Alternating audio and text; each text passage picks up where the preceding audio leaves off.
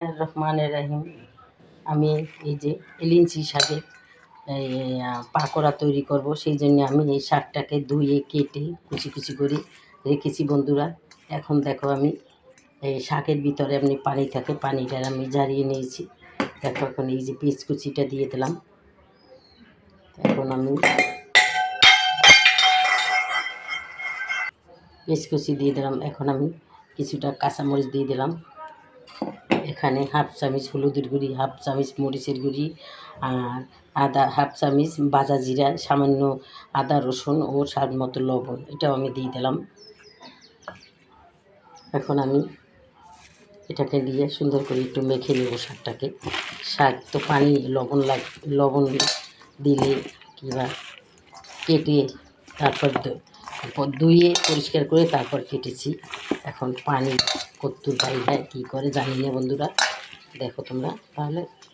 এখন আমি দেখো এই যে চালের গুঁড়ি দিয়েছি, চালের গুঁড়ি দিয়ে এটাকে ভালো করে মেখে নেব।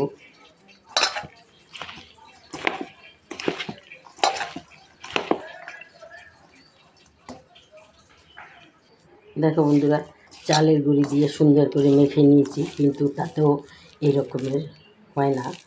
সেই জন্য আমার লাগবে ডিম। একটি ডিম আমি ফেটে রেখেছি। দেখো কিছুটা ডিম দিয়ে দেবো, সবটা দেবো না, কিছুটা দেবো, লাগলে পরে দিব। এই যে এটা দিয়ে দিলাম।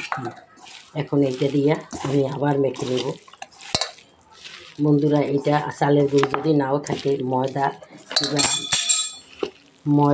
কিংবা বেসন দিয়েও করতে পারবা তোমরা।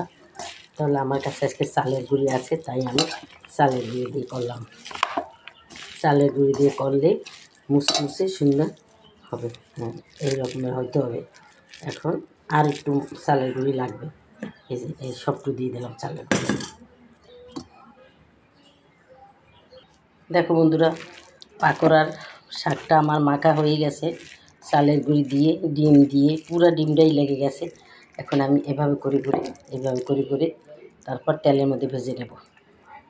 তাইলে তোমরা মূল রেসিপি দেখতে থাকো। দেখো বন্ধুরা, তেলটা গরম হয়ে গেছে, আমি কিছুটা দিয়ে দিছি। মাঝারি আছে, কারণ বেশি বাড়িয়ে দিলে পুড়ে যাবে, সেই জন্য। দেখো বন্ধুরা, আমার পাকোড়াটা ভাজা হচ্ছে। দেখো অনেক বাচ্চারা শাক খেতে চায় না, শুধু বাচ্চারা না, বুড়ারাও শাক খেতে চায় না। এইভাবে যদি তোমরা করে দাও, দেখবো ওরা কত মজা করে খেয়ে নেবে। এই যে সেই জন্য আমার এই রেসিপিটা করা আছে বন্ধুরা। এখন আমি উল্টিয়ে দিচ্ছি। দেখো কত সুন্দর হয়েছে। এর মধ্যে যদি আমরা আলু কুচিয়ে দিতাম আরও ভালো হতো, অসুবিধা নেই, তাতে কিছু সমস্যা হয় না, সুন্দর আরও দেখতেও সুন্দর লাগতো।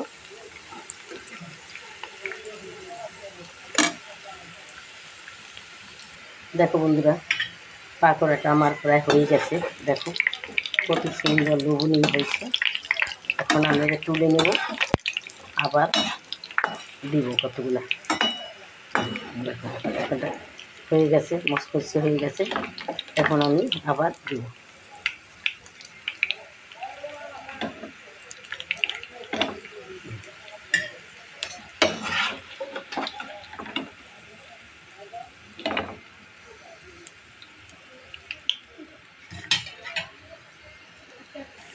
দেখো বন্ধুরা, আবার দিয়েছি কিছু।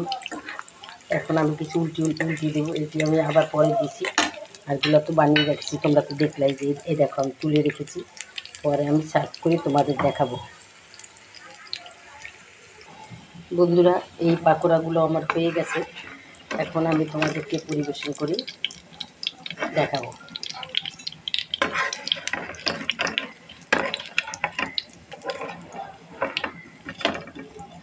হয়ে গেছে আমার পাকোড়াগুলো। দেখো খুব সুন্দর, সুস্বাদু, মজাদার, দারুণ একটি মিষ্টি। যে সবসময় তো মিষ্টি জিনিস তৈরি করি, আজকে একটি ঝাল পাকোড়া তৈরি করলাম। দেখো বন্ধুরা, আমার পাকোড়াটা হয়ে গেছে। দেখো কত সুন্দর লোভনীয় হয়ে গেছে। দেখো বন্ধুরা, তোমরা দেশ কি বিদেশ থেকে যে যেখান থেকে আমার এই ভিডিও দেখবা, কিবা দেখেছো যেগুলো যেগুলো তোমাদের জন্য আমি অনেক অনেক ধন্যবাদ জানাই। তোমরা যে আমাকে এত ভালোবাসা দিয়ে আমার ভিডিওগুলো দেখো, এই জন্য আমি খুব খুশি। এই জন্য আমাকে সামনের দিকে এগিয়ে নেওয়ার জন্যে আরও বেশি করে তোমরা আমার ভিডিওগুলো দেখবা বন্ধুরা। আর দেখার সময় আমাকে একটা লাইকও দিবা, আর আমার চ্যানেলটাকে সাবস্ক্রাইব করে দিবা, আর একটা শেয়ার তোমাদের বন্ধুদের মধ্যে একটা শেয়ার করে দেবা, যাতে সবাই আরও দেখে, আমার জানি দর্শক বাড়ে, তাহলে আমি আরও সামনের দিকে এগিয়ে যেতে পারবো। তাহলে আজকে রাখি বন্ধুরা, খোদা হাফেজ, আসসালামু আলাইকুম।